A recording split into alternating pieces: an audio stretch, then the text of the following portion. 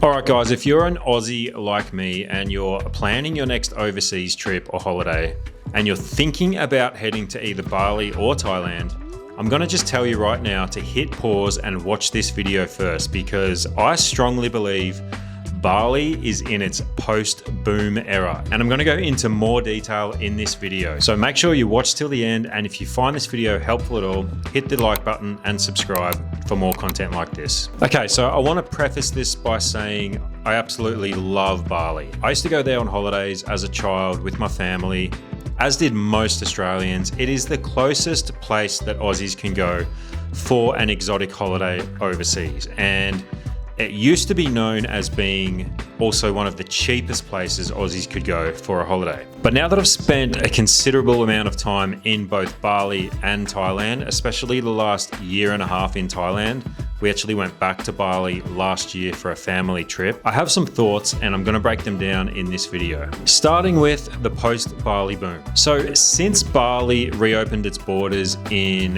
2021, which is actually when we went there in November, it's seen a massive resurgence in tourism, and especially expats and digital nomads, which was great for a while, actually. It was the place to be, especially if you're a digital nomad. If anyone worked online or was into fitness or just found a way to save money and spend, say, 6 months overseas, Bali was the place to be, especially if you're in your 20s or your 30s, because there's such a huge expat digital nomad community there that you just can't help but feel a little bit a part of the community. There's just this buzz there, especially in like Changu and Uluwatu. But with that comes a downside, and the biggest downside I would say is that it's gotten way too busy. I mean, just take a look at this footage of the traffic in Changu. This was a small fishing village town that was never designed to actually hold as many people as it does. The roads are very narrow and are actually built for motorbikes or bicycles. They were never intended to have cars driving through them all the time. Add on top of that, the prices of everything has absolutely skyrocketed. And I mean,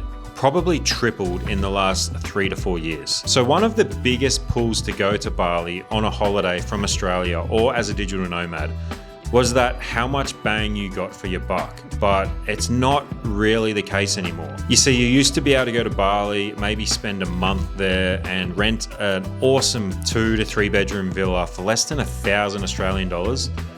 That's not the case anymore. And to be honest, Changu isn't the chill surf little village that it once was. It's actually quite chaotic when you're there. Think of it as like Byron Bay, but with thousands of scooters and traffic jams everywhere, which Byron Bay has. And the same things happened in Byron Bay. It was once a chill little hippie town until everybody started working online and decided they wanted to live in this chill little hippie surf town. And now it's not that chill vibe at all. It's almost, I don't want to be too negative, but it's kind of ruined the vibe of the place. And the infrastructure is honestly struggling to keep up. You can see there's construction going on everywhere. There's roadworks going on everywhere. And this is another cause of traffic jams and noise pollution, not to mention air pollution.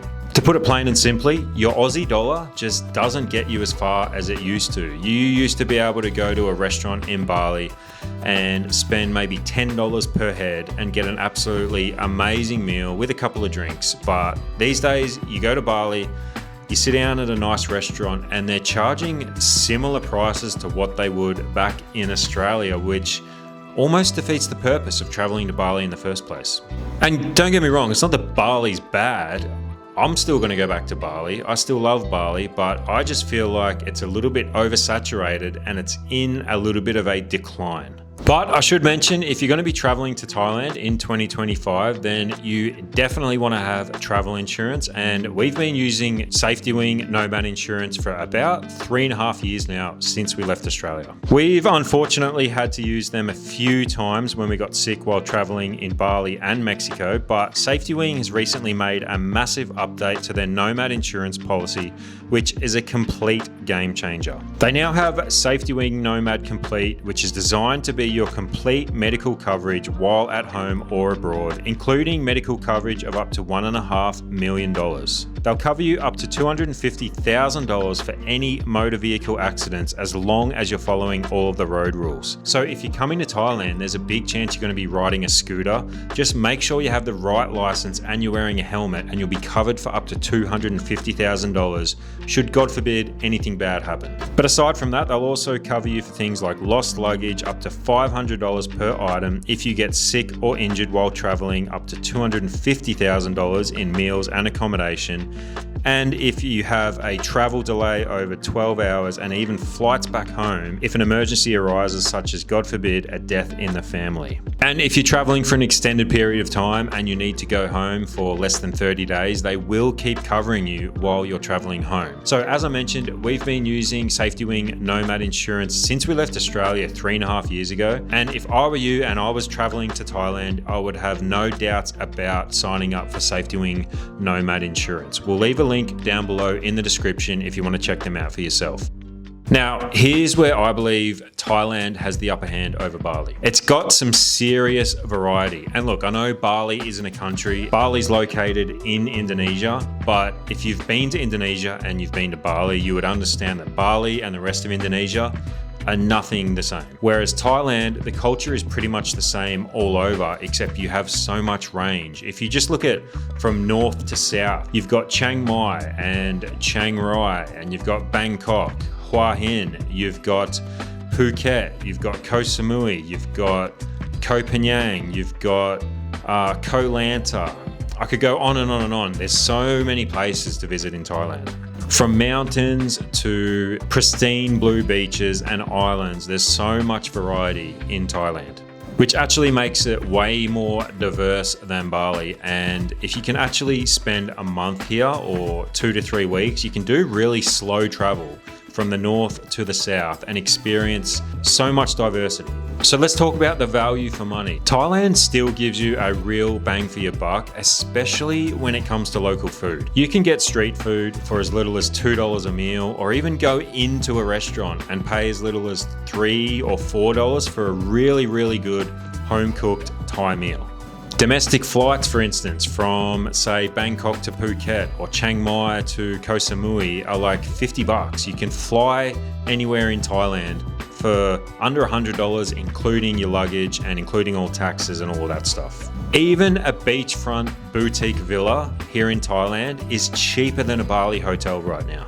I also believe if you're an Aussie and you have a family and maybe you're a digital nomad, that Thailand is much more family friendly and digital nomad friendly. It's a great quality of life, especially if you're working remotely, and it's super family friendly. You can literally take your kids anywhere you go in Thailand and they're more than welcome. Thai people just love children and families, and if you have a baby or small children, you go to a restaurant, I pretty much guarantee you that one of the Thai waitresses or servers is probably going to hold your baby and look after it while you're there. Now, this happens in Bali as well, but I'm just speaking from experience having a baby here in Thailand. We've found it super, super welcoming and family friendly. We've lived here for about 8 months with our daughter and we have zero regrets. And the culture runs so deep here in Thailand. Not that it doesn't in Bali, but Bali just seems to be getting more and more westernized and gentrified, whereas Thailand seems to be able to keep hold of its own culture. If you go out to the markets, you're gonna hear local Thai music, and there's Buddhist temples all over the place. There is Thai street food everywhere you go. There's just a sense of Thai culture. There's Muay Thai gyms everywhere.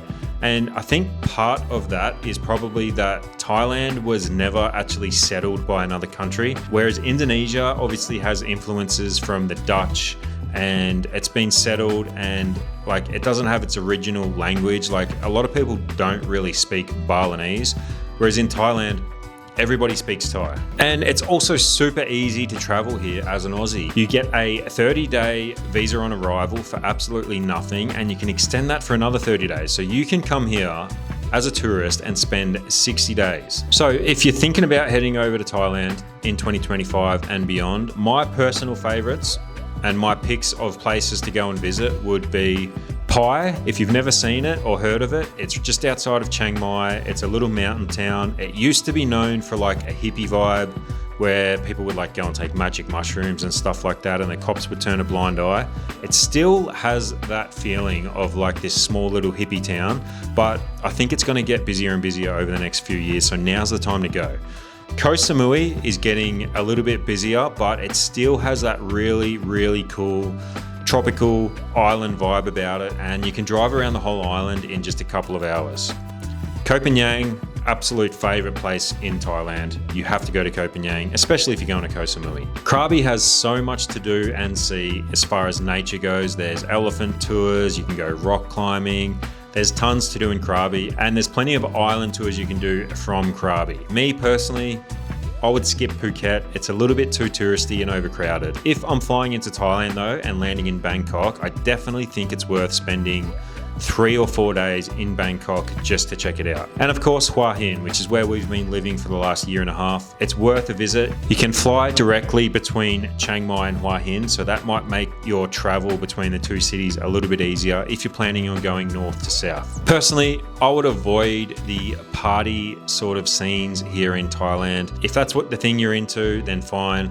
But there's so much more to offer in Thailand than just the Khao San roads or the Bangla roads. There's so much culture and history here that you have to check out. Look, the post-Bali boom I think is happening now, but Bali will always be there. I just think, personally, my travel tip in 2025, especially if you're an Aussie and these are the two closest places you can really visit, come to Thailand, check it out. It's still affordable, it's fresh, the food's amazing, the people are amazing. But that's just my personal opinion. Drop a comment down below and let us know what you think about Thailand and Bali. Is Bali in a post-boom era, or do you think it's still taking off? Let us know, and if you found this video helpful at all, as always, like and subscribe. We'll see you in the next one. Cheers.